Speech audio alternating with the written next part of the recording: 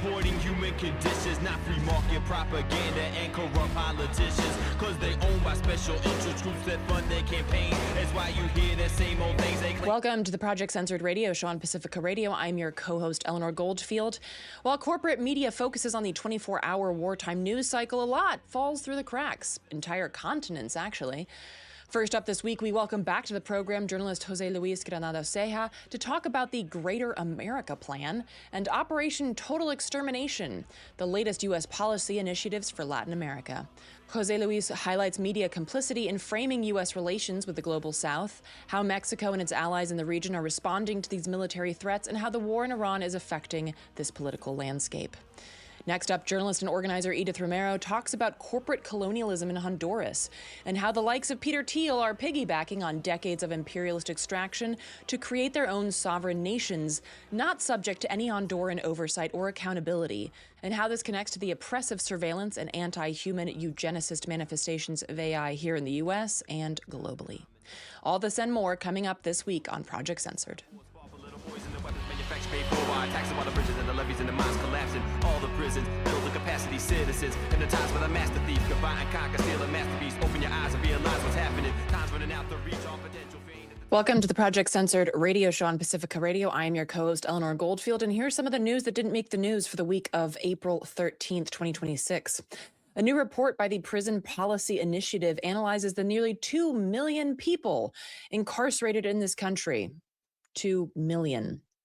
This includes some 29,000 children, 71,000 in immigration detention, and 25,000 who are involuntarily committed.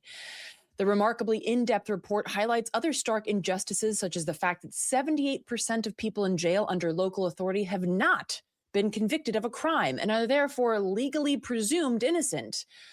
These numbers speak to the grotesque bail systems in place that essentially mean that those who aren't wealthy enough to afford bail, which is most people, stay locked up. For instance, more than 80% of people at the notorious Rikers Island have not been convicted of a crime and are subjected to torture for the crime of being poor.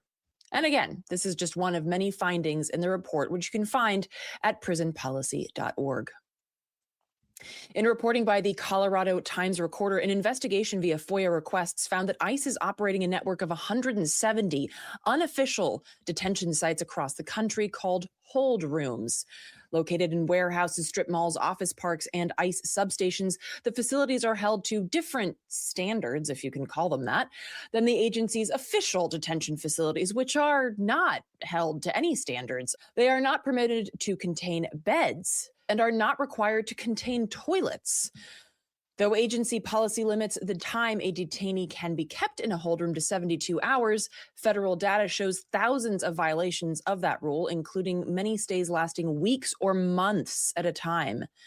The investigation found that between the 170 hold rooms, more than 140,000 detainees had been held in these hold rooms between January and October of last year. In reporting by Ken Klippenstein, there's a new FBI-led center dedicated to proactively hunting Americans the government classifies as so-called domestic terrorists.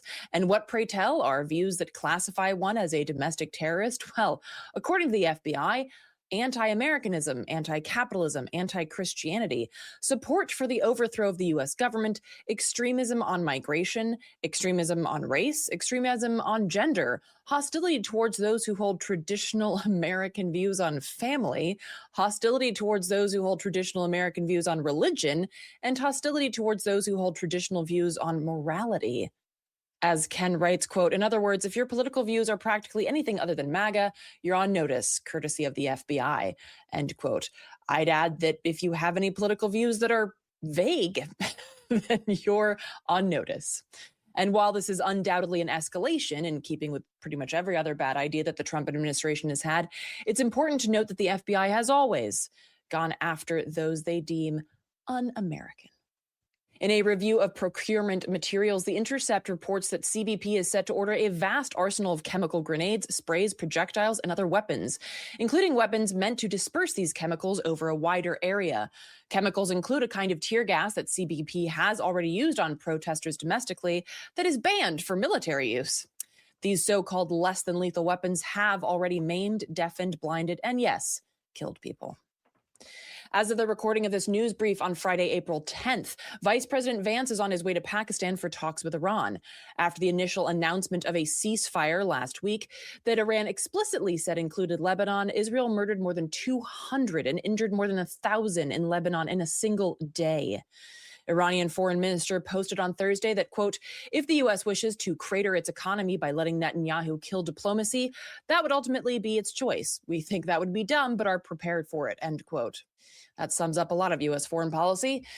Meanwhile, U.S. media fails to note that any and all supposed U.S. objectives have actually failed. Even the reopening of the Strait of Hormuz, which was open prior to the unprovoked war and is not yet open. And Iran promises a, quote, new era in the Strait of Hormuz. It's also worth noting, as Lee Camp did in a recent post titled What They Aren't Telling You About the Ceasefire, that oil tankers make their way around the world at about 11 to 15 miles an hour, the rate of a slow bike ride. This means that the month-long lack of oil coming out of the strait has not yet hit the U.S. and much of the world. That lack of oil is slowly heading our way, and it'll be months before our economy can stabilize, if it does. Not just from the lack of oil, but from the entire toxic market that's fueled by oil. And meanwhile, in Gaza, the genocide continues, and it's all silent on the Western media front. The Israeli military has shifted the yellow kill line and set up more barriers, forcing the remaining population of Gaza that was already crowded 3 years ago into an area half the size of the Strip. Israel has also killed nearly 800 people, again, an official undercount, since the ceasefire in Gaza began. More than 1 million people urgently need basic shelter supplies, and the war on Iran has been used as an excuse by Israel to greatly restrict the entry of food and supplies into Gaza and any movement of Palestinians in or out. And as you celebrate Tax Day this week by sending your hard-earned cash to the powers that be at a tax rate considerably higher than any billionaire, also keep in mind, as the Institute for Policy Studies notes in a recent report, that the average taxpayer in 2025 paid over $4,000 for weapons and war versus roughly $2,400 for Medicaid, which provided health insurance to 68.5 million Americans, about 1 in 5. You also paid roughly $119 for mass deportations and detentions, $57 for aid to foreign militaries, including support for Israel's attacks on Gaza, Lebanon, and Iran, with a caveat, of course, that the 2025 tax receipt does not include the recent cost of the war on Iran, which would probably push it across the $130 per person for the war on Iran. 8 times more than, for instance, the $16 that the average taxpayer paid for a full year of home heating and energy assistance in 2025. Priorities, y'all. That is some of the news that didn't make the news for the week of April 13th, 2026. And now on to this week's show. Thanks, everyone, for joining us at the Project Censored radio show on Pacifica Radio. I'm your co-host, Eleanor Goldfield, and we're very glad to welcome back to the program José Luis Granados Ceja, who's an experienced journalist based in Mexico City, co-host of the Canal 11 public affairs TV program Sin Muros, as well as Soberanía, the Mexican politics podcast. He covers Latin America for DropSite News. He's worked as a writer, editor, photographer, correspondent, radio host, TV producer, and on-camera analyst, with a particular focus on social movements and labor unions throughout Latin America. José Luis, welcome back to the program. Thank you so much for inviting me. Absolutely. Well, there's just no shortage of a morass and a cluster in the Americas, so it seemed an apt time to welcome you back. And I want to start here with some news from last week, where Secretary of War Hegseth announced the Greater America Plan, clearly a play on the Greater Israel Plan. And in classic fascist fashion, he not only erases the entire concept of a global South, saying there isn't one, he erases autonomy, sovereignty, and diplomacy. And he said, quote, in the announcement, every sovereign nation and territory north of the equator, from Greenland to Ecuador and from Alaska to Guyana, is not part of the global South. It's an immediate security perimeter in this great neighborhood that we all live in.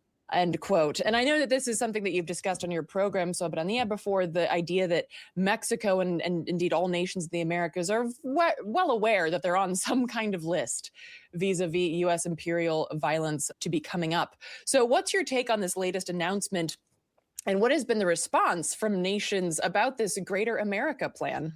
So it's yet another confession from Washington that they have no respect for sovereignty, that they have no respect for even what used to pass as the rules-based order. I think arguably it never really existed, but really now we see it as clear as day they have no intention to respect the will of the peoples of this region and are willing to run roughshod over it with any means at their disposal, which, of course, in the case of this administration in particular, means that this should be understood as a military threat.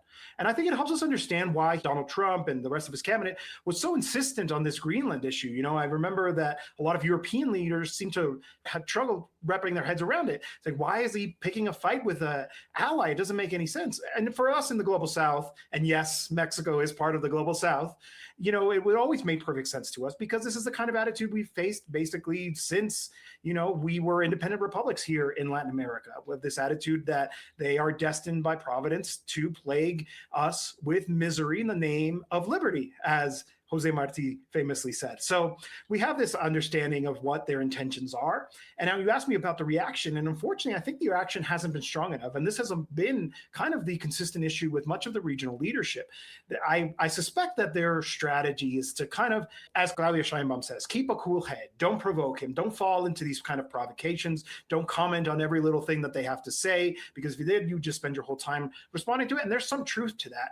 And I think they kind of want to wait things out. I mean, the United States is in a lot of trouble right now, economically, politically, domestically, in terms of its foreign entanglements. I mean, things are rough. And I think there's this expectation that if they do keep a cool head, they just ride this out, eventually things will go back to the old normal, right? The things that were before. And while that may make sense to kind of keep a cool head in the short term, I think over the medium and long term, it's actually a really bad idea. You know, we may end up going down with the United States if we don't start thinking about what, you know, an alternative arrangement looks like. And I don't mean with the United States, I mean with the rest of the world.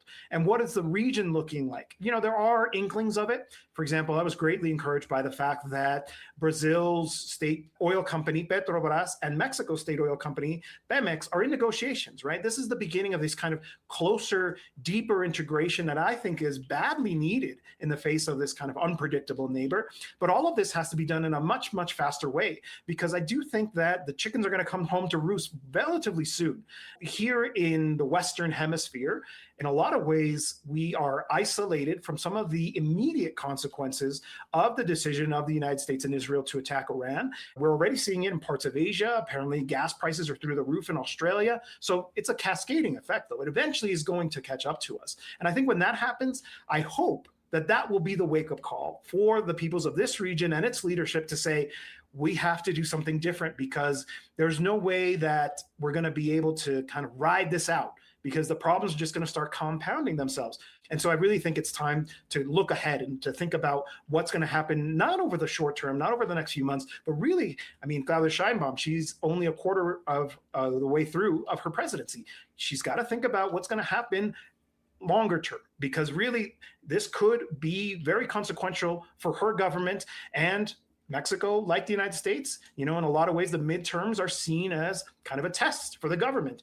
And that's coming up next year. So what is the government going to do to anticipate these challenges that are almost certainly coming to a fore? Yeah, and because you mentioned the war on Iran, I had meant to mention this later, but we can jump right into it, because Iran has been, you know, for instance, it let a Spanish oil ship through because of Spain's anti-Zionist and anti-war stance. And I'm wondering how the Americans are looking at that. And also, Iran saying that, hey, you can come through if you trade in Chinese yuan instead of the petrodollar. And you have big economic markets and outlets talking about the petrodollar giving way to the petro yuan, which is also, of course, going to precipitate the failing and the falling of the U.S. empire. But I'm wondering, what kind of is the political balancing and weighing of risks vis-a-vis the Strait of Hormuz and the war on Iran, and how, you know, that we have the BRICS nations, which of course Brazil is a part of, but how are other countries in the region looking at this and thinking, hey, maybe we should start looking at trading in the yuan, or maybe we should start making deals with regards to that situation that's happening over there? Yeah, I think that it's something that needs to be considered about this idea of actually, in the face of comments like those we heard from Hegseth about them not belonging to the global South, about actually everything to the contrary. to look to the global south, to start to think about what those kinds of relationships could look like. Mexico is a unique case, I think, because, again, of the relationship with the United States, and also because right now the government is led by President Claudia Sheinbaum. Her predecessor was Andrés Manuel López Obrador, elected in 2018. There's very much a continuity between those two governments. Claudia herself says, I am part of a movement. I am the continuation of this. And López Obrador made some pretty key decisions that I think are really important, especially in this context of what's happening right now in the global energy markets, which is the recovery of the state oil company and the recovery of the state as a key actor when it comes to the commanding heights of the economy, these kind of key pillars like energy. Mexico nationalized its oil reserves in the 30s under President Lázaro Cárdenas, and it's something that has been really consistent even among some of the neoliberal governments, although they did try to privatize it and allow, for example, the many refineries that had been built over the years to start to rust away in order to kind of incentivize the privatization of the national oil industry. López Obrador turned that all back and started to reinvest in the state oil company, investing in these refineries, buying Deer Park, which is actually located in the United States, and building a brand new giant facility called Dos Bocas, the Refinería Olmeca, as well. And so those decisions are actually really important to us in this moment, because now, not quite energy self-sufficient, but getting there, right? What we call energy sovereignty. And so, there's now a more important role for the state in the managing of these energy interests. And that means being less exposed, right? So these kinds of consequences that we're seeing as a result of, for example, the closure of the Strait of Hormuz, in a lot of ways, Mexico is insulated, but not completely, right? Because Mexico produces a lot of oil, but not a lot of gasoline. And so there's still some importing happening. So a lot of importing of natural gas from the United States, virtually all of it comes from the United States. And so in that way, we are kind of exposed to some of the differences that may emerge in terms of the cost of these energy goods. But the idea, I think, has to be to, as you said in your question, about thinking about what this new global arrangement can look like, of not necessarily being wedded entirely to the United States and its energy policies as well, because there has to be a sense that we can chart our own independent path. And that means having the liberty to pursue an arrangement, if we have to, with some of these other global actors. And it's interesting because I think in a lot of ways, the decision to attack Iran has actually increased their leveraging power and made them actually a regional player at the very least, if not a global player. And fortunately, Mexico and Iran have very positive relationships. And in fact, we've actually seen the Iranian ambassador to Mexico quite active in the country, making statements, talking to the media.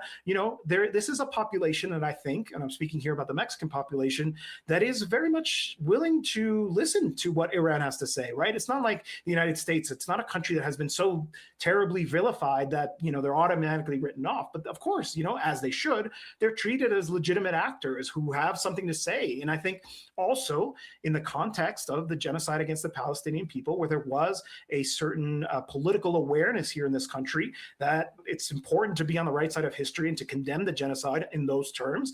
Claudia Sheinbaum took her time to say and to call it a genocide, but when she did, she was celebrated for it by the population here, because we want to be seen as defending the Palestinian people in the face of, the Zionist entities' attacks on them.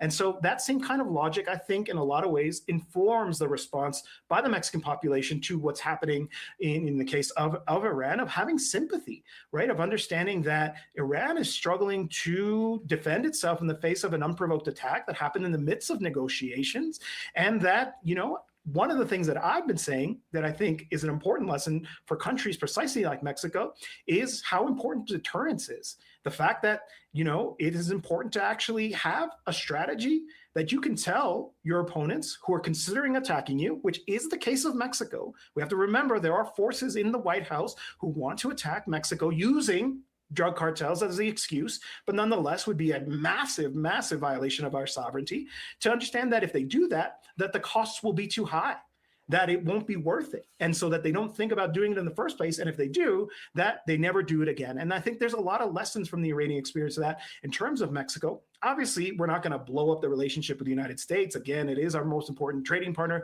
We are the United States' #1 trading partner. That's not going to change from one day to the other. But they also need to understand that Mexico has leverage. Your economy also depends on our labor power and our resources and our manufacturing capacity, especially with all of this that's happening about kind of, the delinking from China. So all that to say that Mexico should think about what its deterrent strategy is. And I think a lot of the lessons can come precisely from Iran. And I do think that there's appetite for it, certainly amongst the population and hopefully inside of the government as well. I just want to remind our listeners that you're tuned to the Project Censored radio show on Pacifica Radio. I am your co-host, Eleanor Goldfield, and we are speaking to journalist José Luis Granados Ceja. And with that, you mentioned cartels, which also, folks, if you want to listen to the first interview that I did with José Luis, we talked extensively about the cartels, so you all can go back and listen to that. But last month, the Trump administration unveiled what they're calling, and I just have to pause here to say that the names of U.S. military operations have never been overly creative, but we are just really scraping the bottom of the innovative barrel with these Operation Total Extermination. I guess Operation Final Solution was already taken. And basically the idea here is, of course, using cartels as an excuse, as the Department of War outlined, the start of a military offensive against transnational criminal organizations with the support of the U.S. and Ecuador, something that's already strayed into Colombia, and of course comes on the heels of the U.S. kidnapping Maduro, bombing citizens of a variety of Central and South American countries, and engaging in this genocidal escalation of its blockade on Cuba. Also taken with Hegseth's recent remarks, I mean, this Operation Total Extermination, we've already seen actual bombs being dropped. I mean, what are potential deterrents or what are potential feelings on the ground there in terms of, building some kind of solidarity block against this U.S. aggression? Yeah, that operation named Total Extermination, not subtle at all, is it?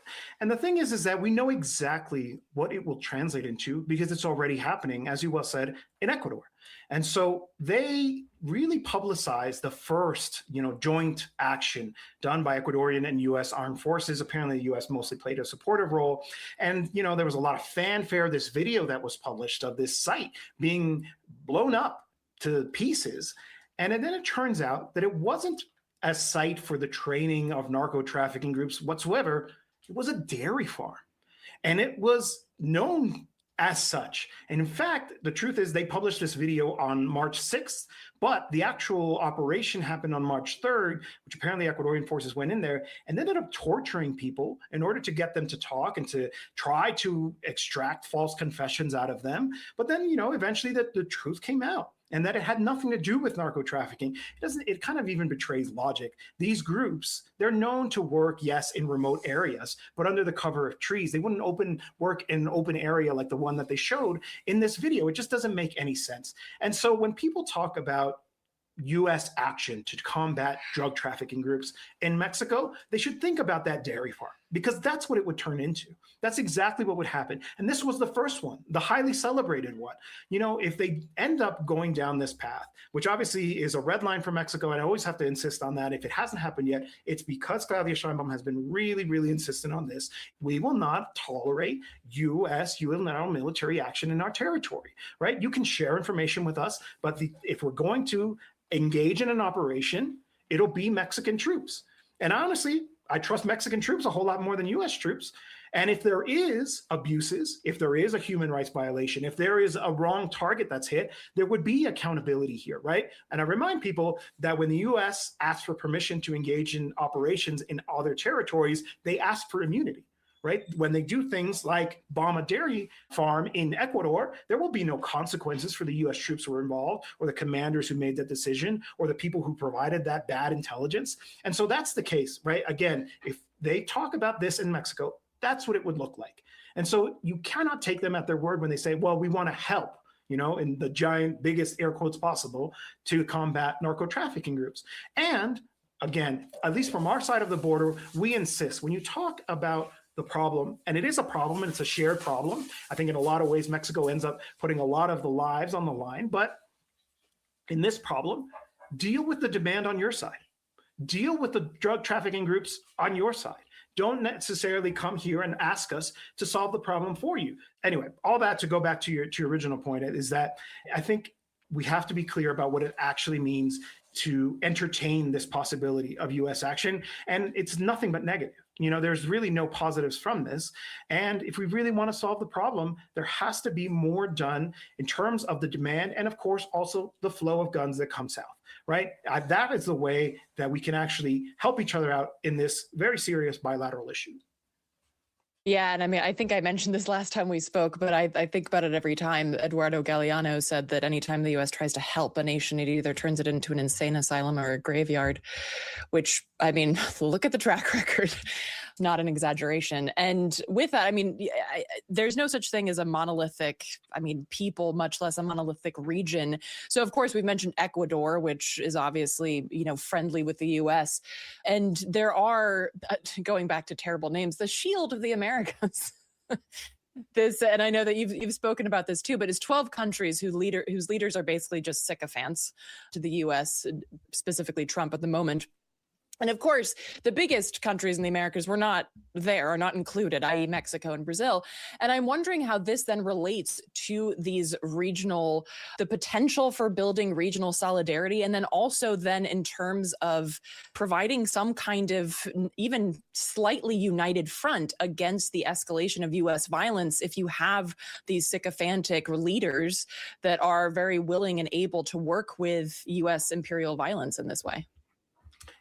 One of the things that comes to mind when I think about the decision by Milei, Bukele, Noboa to hitch their wagon to the United States is that it's incredibly short-sighted.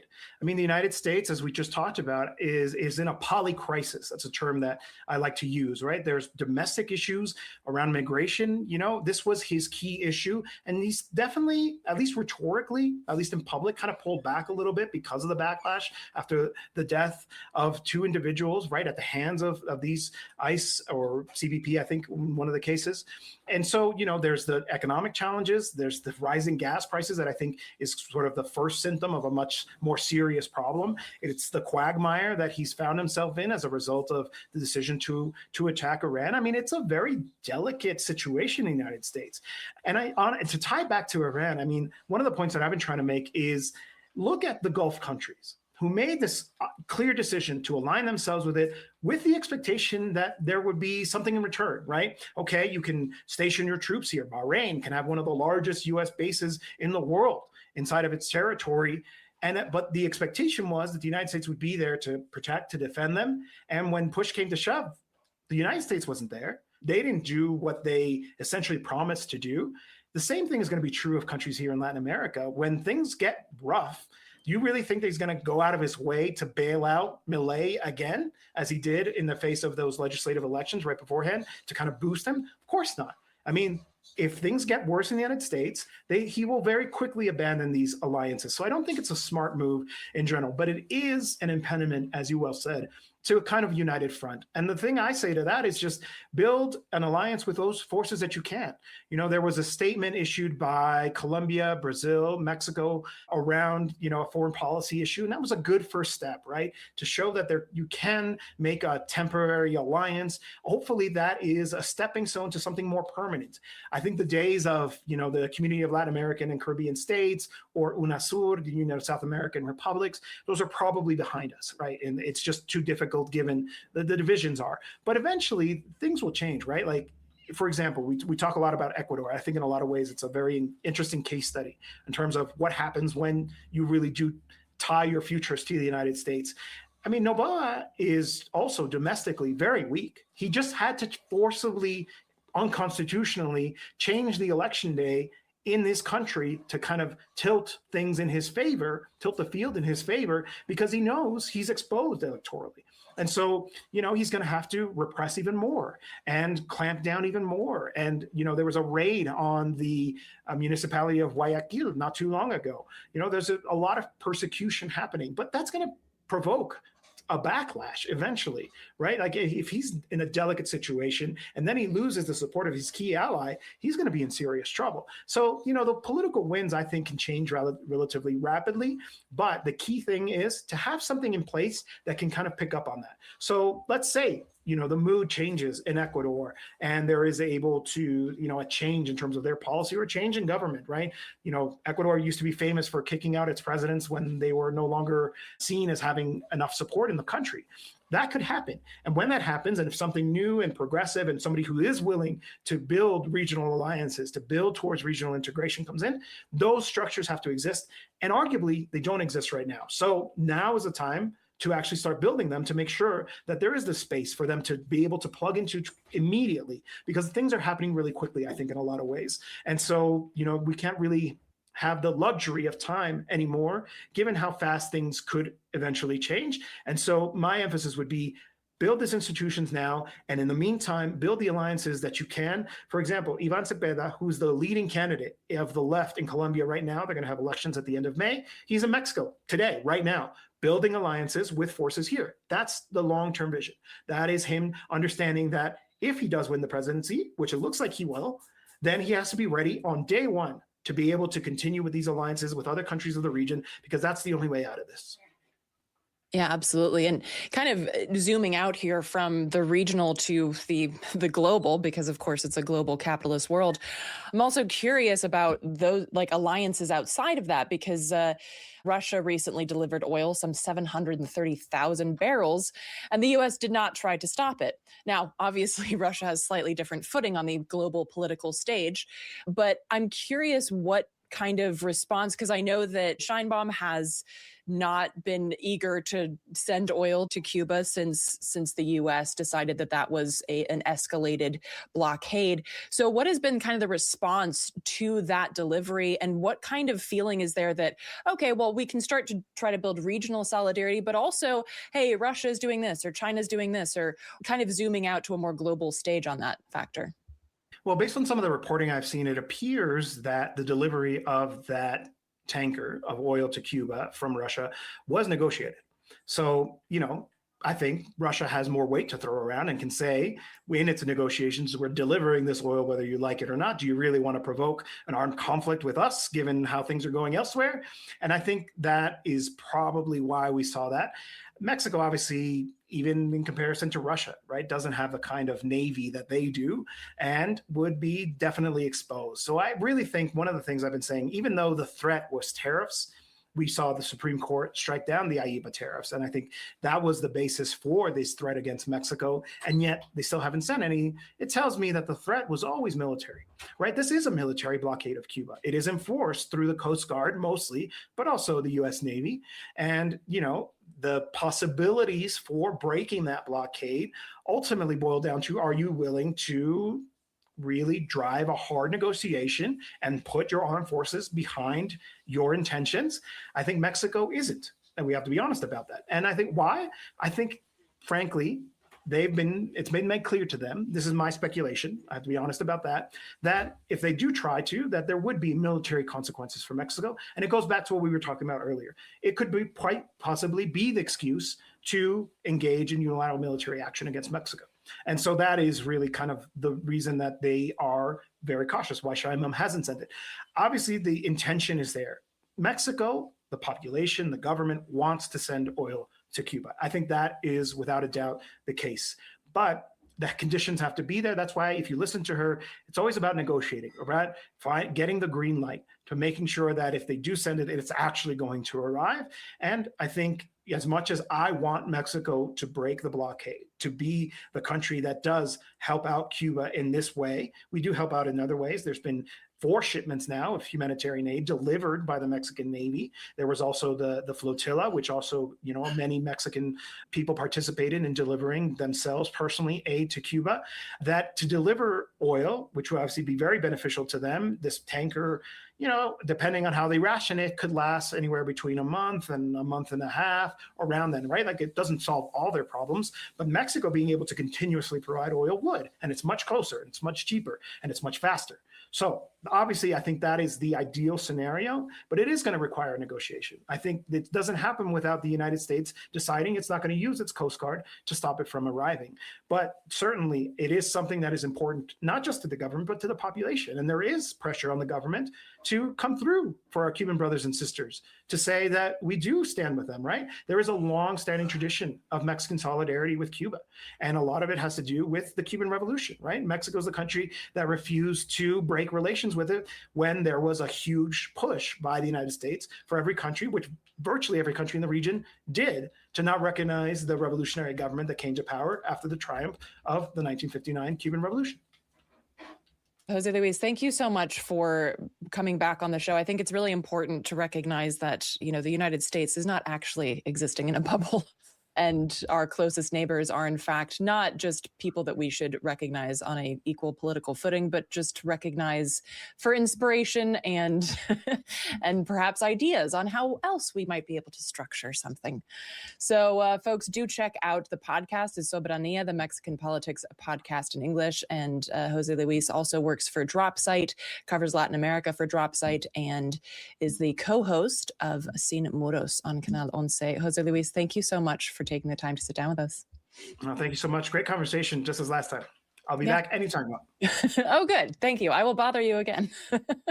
You're listening to the Project Censored radio show on Pacifica Radio, and I'm your co-host, Eleanor Goldfield.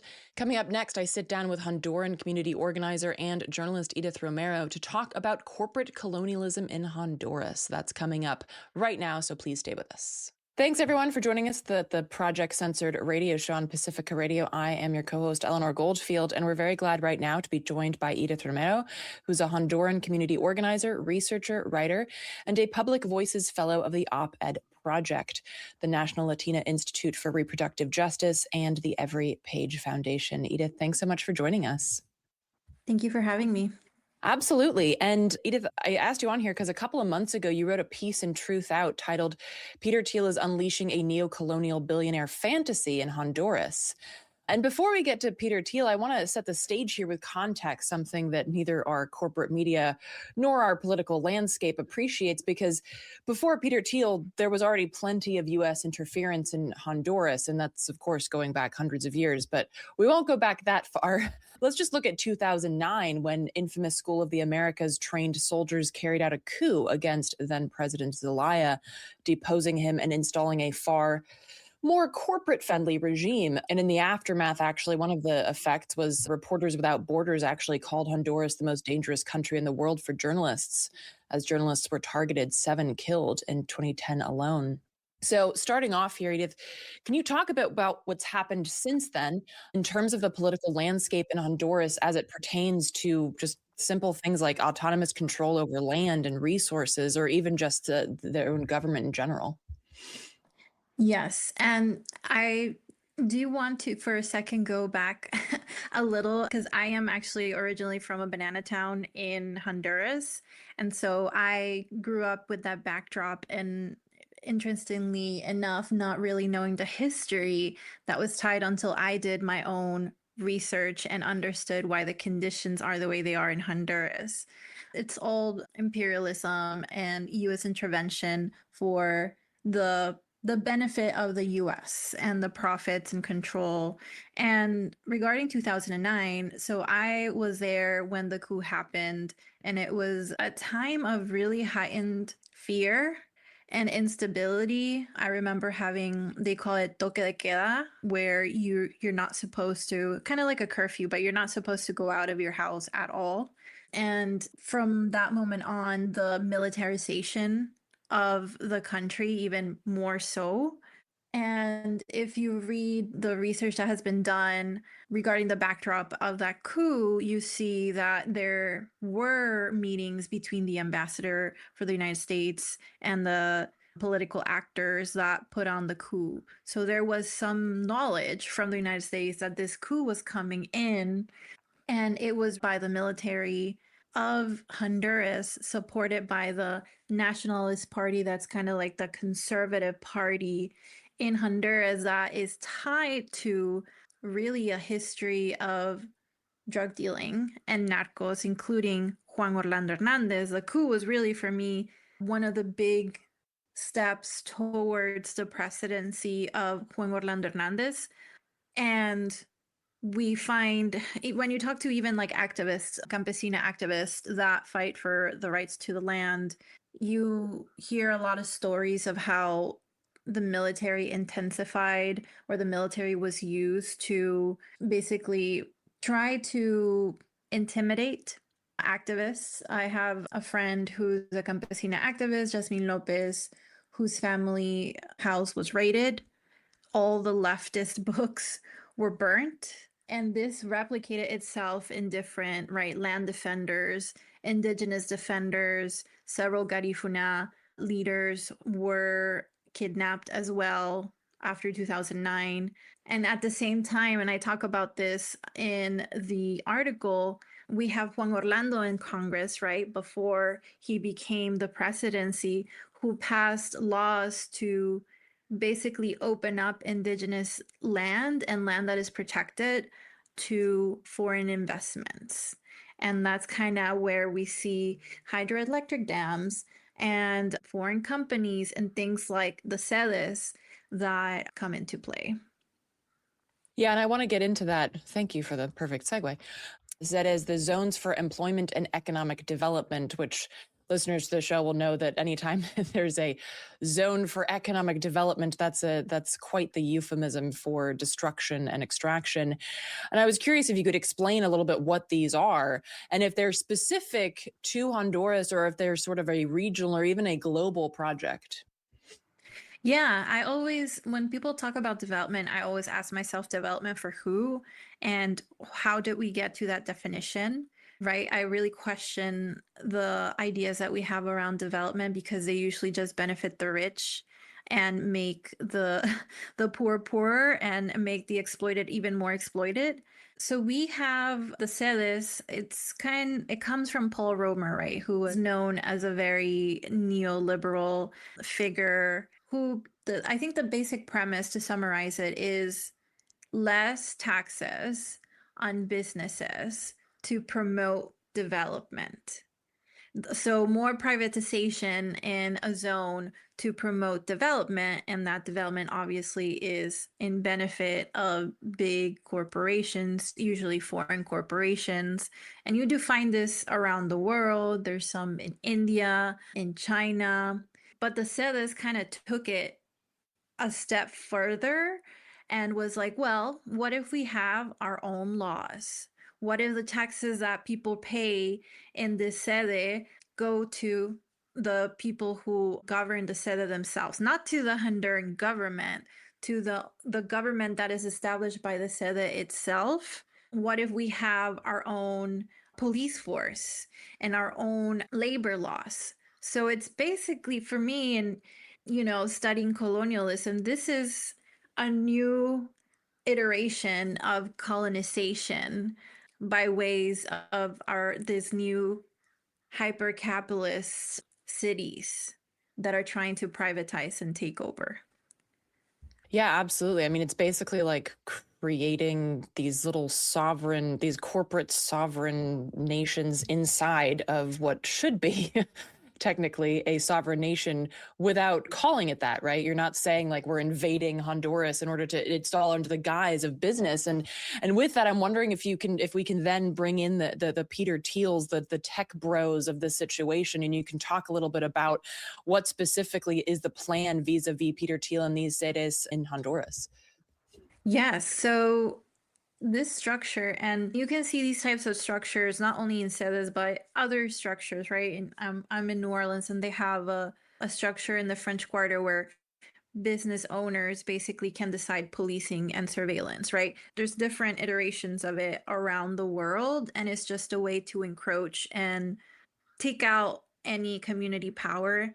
But then now Peter Thiel comes in, right? And we have all these tech oligarchs that are looking to obviously maximize their profits in the easiest way possible, and also want, I think, something that not a lot of people have been talking about and I'm looking into, is they also have these very far-fetched ideas of bettering humans. Even if you look into the origins of AI, these are eugenic origins. And so in Prospera, there's even gene therapy that is offered, like 25K gene therapy. There's this guy called Brian Johnson who did a whole video on Prospera on how he really believes in not dying, being young forever. And it sounds crazy, but these are things that they believe and things that they cannot do in places like the United States because we have an FDA that doesn't allow for these type of experimental therapies. these zones can also be, and I talk about it with Gracie, the Garifuna woman who I interview, it can be zones where billionaires can do things that are usually not allowed, right? They're usually like a gray zone for drugs and human trafficking, as we've seen research in China that happens in the economic development zones there as well. But I see it very much so as like a playground. And we've seen, if you even look at the Epstein files, Epstein went to Honduras and his circle also went to Honduras and regarded it as a playground. Yeah, I mean, you highlight the important thing that often gets missed, even in movement spaces, that all of these things are interconnected, right? That there's no such thing as silos for these issues. They are all interconnected under the same really grotesque system. And just want to remind our listeners that you're tuned to the Project Censored Radio Show on Pacifica Radio, and I am your co-host, Eleanor Goldfield, and we are speaking to Honduran community organizer and journalist Edith Romero. And I'm glad that you brought up the economic gray zone aspect, because the human rights issues are something that also, of course, are inextricably linked with the eco side. And I'm wondering, of course, AI is remarkably anti-human, and you even have like the heads of these AI companies saying that they want to, basically like end humanity because it's not useful or it's not good or it's not efficient. Like the point of being a human is to be somehow capitalistically efficient. But I'm wondering if you could talk a little bit about like where are we at in this construction of these zones, or what kind of takeovers of land have we seen already in Honduras, and how are the Honduran people, I know you spoke to some folks down there, how are Honduran people fighting back against this? Yeah, so I also want to talk about where we are at in Honduras right now, right? We had Juan Orlando Hernandez for presidency. He even changed the constitution to be reelected, and he is really highly regarded as a narco dictator. And there's all this evidence that came out about his brother trafficking cocaine with the military naval boats of the presidency. And now we have Juan Orlando that was pardoned by Trump. It was ridiculous considering how Trump is always talking about immigration being like, we are going to lock up the drug dealers and the gang members. And this is one of the kings of the narcos. And he pardoned him, and also had basically a social media campaign. Trump did a social media campaign to support Nasri Asfura, who is now the president of Honduras, in his campaign. And Trump published on X his support for Asfura, and even like subtle threats to remove aid from Honduras if he is not elected president. And guess what? He was elected president. Honduras has had a long history of fraudulent elections, so it would not surprise me if there was fraud involved. But Nasri Asfura is basically a puppet of the United States and of Israel. He's been traveling to Israel this past week, touting about how Israel and Honduras have such a good bond and have similar interests. And so I don't expect any pushback against sedes from the presidency of Honduras, like at least Xiomara, who was more of like, I would say, middle to left party in Honduras, who actually basically put a ban on the sedes, and that prompted a $1 billion lawsuit from Thiel and other investors. Now with Nasri Asfura, we have, if anything, an intensification of privatization of Honduras. It's been historically the national party, the party of privatizing, the party of hyper-capitalist ideals. And so right now there's Prospera in Roatan, which is a beautiful island in the Caribbean. We have Ciudad Morazan, and I think we have one more. I think Ciudad Morazan is tied more towards industrial development, more of like factories. And this is something else that abounds in Honduras, a lot of what they call maquilas, of textiles. And my family, actually, my mother works in healthcare and provides physical rehab healthcare through a nonprofit, and she gets to talk to a lot of the people who work, especially women, who work in the maquilas, who are developing issues with their hands, with their shoulders, because of the repetitive and exploitative work that happens in these textile factories. And so I expect more proliferation of these zones that are trying to take over the sovereignty of Honduras. And I also expect resistance. Obviously, there's always been resistance in Honduras, and there's always attacks. So we have the indigenous community, especially the Garifuna community, fighting back, especially in the north coast of Honduras, which is their ancestral land. They have been fighting against palm oil corporations taking over their land. They've been fighting against foreign investors trying to take over and build resorts in their land, cutting off access to the water, which is a huge part of their daily living since they live off fishing. And as Gracie was talking about, there was even a case in the Inter-American Court of Human Rights, if I'm not mistaken, of how the Honduran government has basically violated the rights of the indigenous Garifuna in Honduras. So yeah, it's obviously not a good outlook right now with our presidency. But as I said, this is, in a way, it's not new. It's another level for U.S. imperialism going back from the United Fruit Company, right? How this is another way of trying to do land grabs. And obviously, we have Honduran players in the middle of all of this that are facilitating this, that are really, some call them vendidos, right? They're selling out the country. And I wanted to also kind of make this a two-way street, because I like to say that imperialism is also a home game. And, every war that the U.S. has waged has also been a war on the American people here. And you also note this in the piece, that these AI surveillance tech, or, the kind of the exploitation that is meted out outside of the U.S., it also comes home. And I was wondering if you could talk a little bit about how this relates, the AI and things like that, the tech relates to the violence against immigrants and BIPOC folks here at home.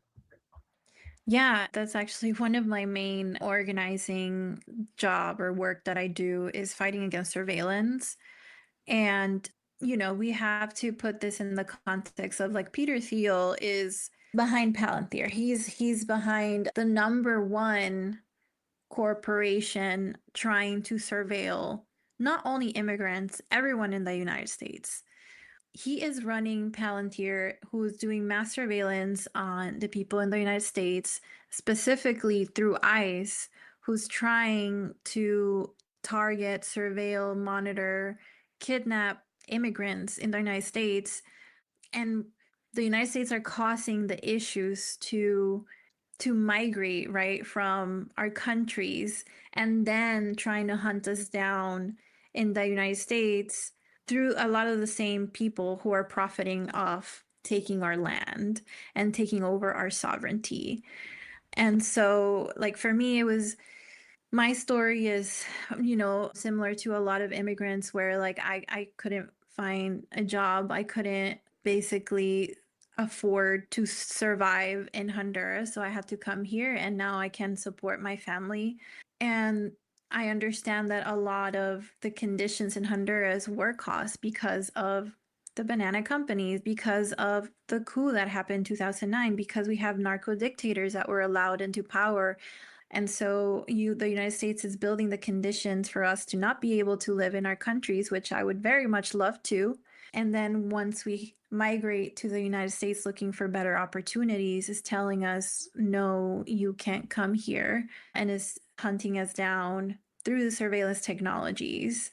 And I also see, like, that deadly exchange, right? These surveillance technologies, they started in Palestine, right? Like the Red Wolf, the facial recognition, characteristic tracking, all these surveillance technologies were tested in Palestine on Palestinians by Israel. And then they were exported to the United States, first to the border, That's where they were using these technologies. And now there's a widespread use that is expanding.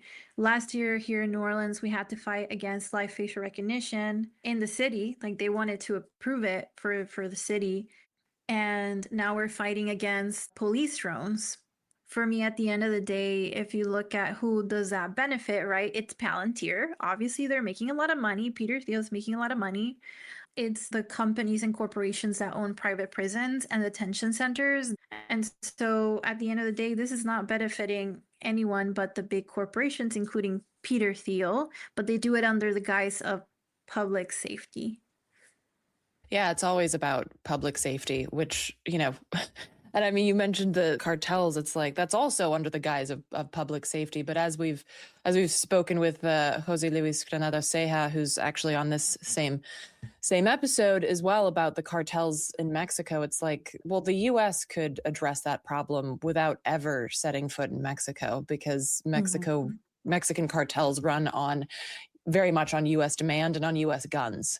So if you took that out of the equation, these cartels would become anemic at best. And then, in Honduras, as you pointed out, you have a drug kingpin as the president for a time. And it's like, I'm sorry, where is your concern about the cartels? And of course, it's all absolute farce and fallacy. It's just used as a front to, as you pointed out, make sure that these corporations keep getting money. And again, I appreciate you making those connections between the surveillance that we see in occupied Palestine, that we see across the militarized border in the U.S., and then, of course, that we see, just that any person in the U.S. can come into contact with.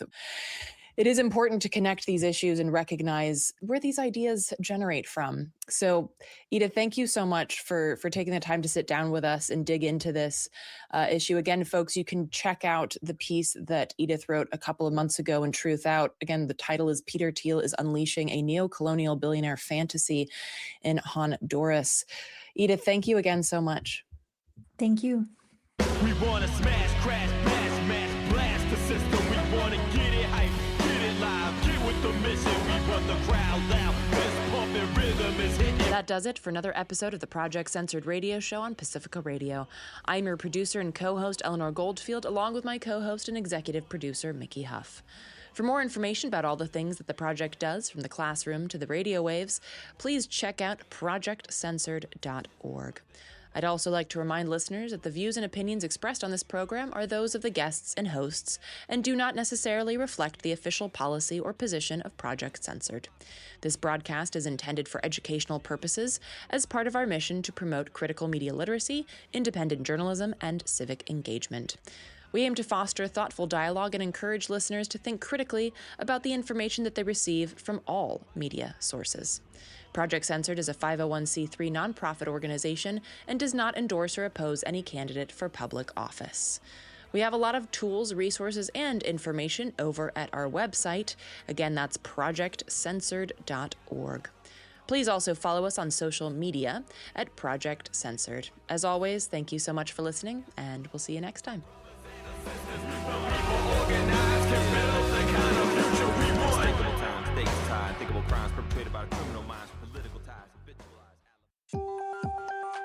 Missed today's newscast? Worry not. At KPFA, we get it. Life moves fast. That's why every headline, every deep dive, every voice that matters is waiting for you at kpfa.org. Head to the archives and catch the latest broadcast on your time. When time slips away, KPFA's got you. KPFA, vigilant as always. You are invited to a roundtable discussion on Black feminism and visual art to explore how Black feminist artists continue to expand the field of visual culture. This talk centers on 11 artworks on display at the SFO Airport. That's Friday, April 24th from 11 a.m. to 12:30 p.m. at the San Francisco Airport's Aviation Museum. For more information, go to eventbrite.com's listing, Reclaiming Histories, Black Feminism, and Visual Art.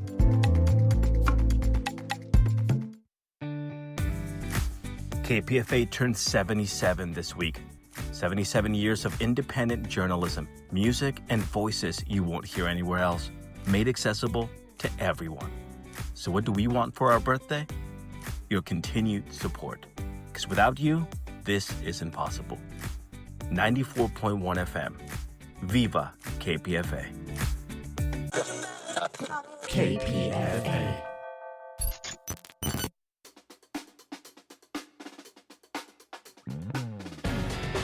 The following is brought to you by the collective refusal to pretend everything's fine. This is 94.1 KPFA, 89.3 KPFB in Berkeley, 88.1 KFCF in Fresno, and online everywhere. Tell a friend at kpfa.org. KPFA.